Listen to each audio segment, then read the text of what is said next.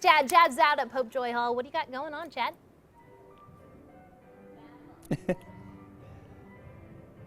That's right. Well, I'm here with Emily Fine, who is the executive director. She kind of makes sure that everything runs smoothly here with New Mexico Ballet. So, Emily, first question I have, you guys opened this weekend. How did things go? It went very well. No big hiccups. No big hiccups. Yeah. That's always good. That's always good. All right, so we're doing something kind of special here this morning. Typically, we don't think of being in the theater at 9:15, but you guys open your doors to students statewide for some very special matinees. Tell us about these. Sure. So this morning we have our first of 3 performances, and it's part of Pope Joy's School Time series, and we have 6,000 children who will come in the next 2 days, and it's primarily APS elementary schools, I would say, for the most part, but we have middle schools, high schools, and they come really statewide, even as far as Lumberton before, Jemez, Pueblo, Valencia County, East Mountains, near Santa Fe, so it's a pretty big draw. Yeah.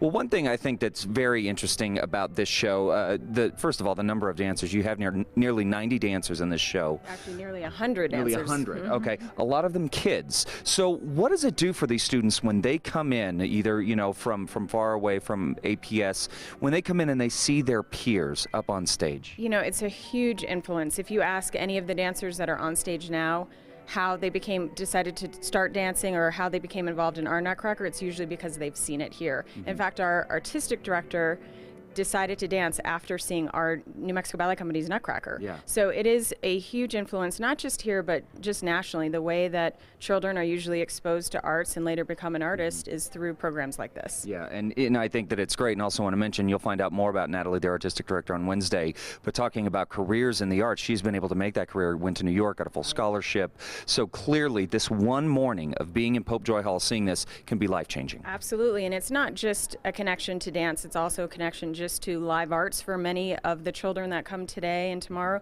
This is their first time in a theater before, the first time seeing a live performance, and certainly usually the first time seeing any ballet or dance performance. Yeah. And it's absolutely beautiful. I got to see a sneak preview of it at the final dress. So, Emily, people want to come see it, of course. These are for the kids, but for general audience, they want to come see this. They only have 3 more chances. Is that right? That's correct. So you can go to nutcrackernm.com and all the information is there, but there's 3 shows left.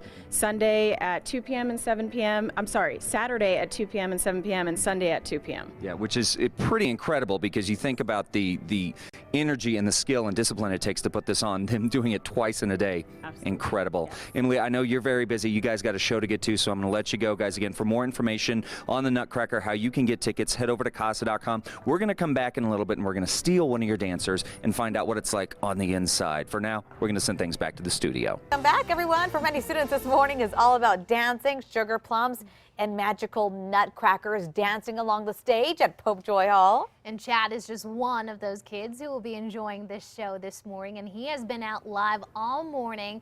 Chad, what do you got for us?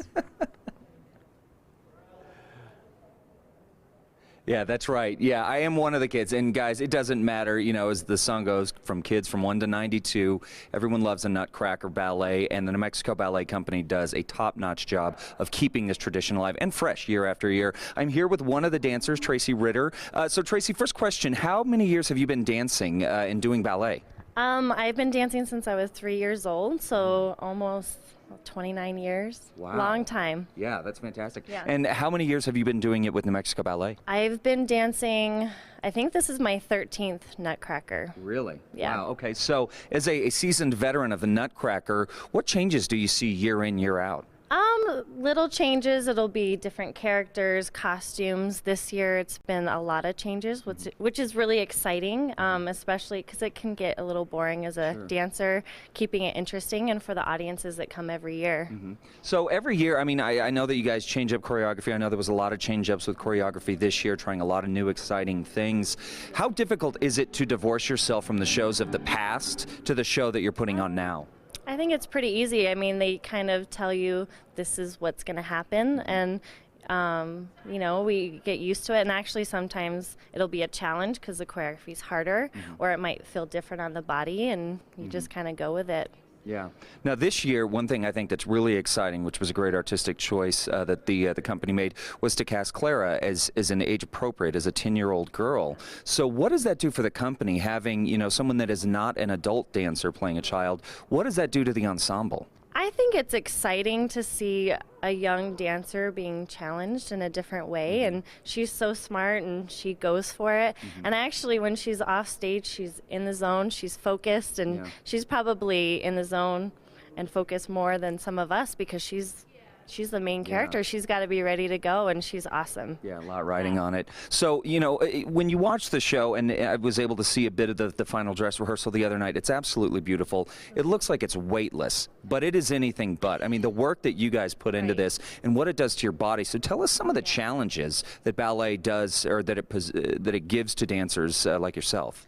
It's challenging, well, to make it look so easy on the muscles, and this stage is really hard on the muscles. Jumping, it starts to hurt your leg muscles, your ankles, and we actually have PT physical therapists that come and work on us just to keep us in shape and helping us get through these 2 weeks. Yeah.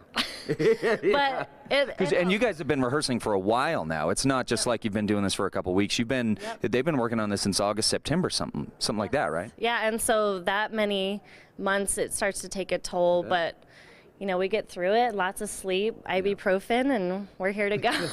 But of course, you know, 13 years, clearly, it's been 13 years that you've been doing this, so obviously something brings you back year after year. What is it? I love being in front of an audience. It's such an experience, and for the audience, it's a yearly tradition. You know, little girls get dressed up in their pretty dresses and they have their nutcrackers, and it's not just a show, it's a holiday tradition. Yeah, it really is. And it's a great experience. It's fun. Yeah. I love it. All right, guys, so you have 3 more opportunities, twice on Saturday, once on Sunday, to see Tracy and nearly 100 other dancers performing the Nutcracker Ballet live at Pope Joy Hall. Tracy, I know you got to get ready. You got a show coming up in a few minutes. So again, guys, for more information on getting tickets to the New Mexico Ballet Company's Nutcracker, head over to casa.com. For now, we're going to send things back into the studio.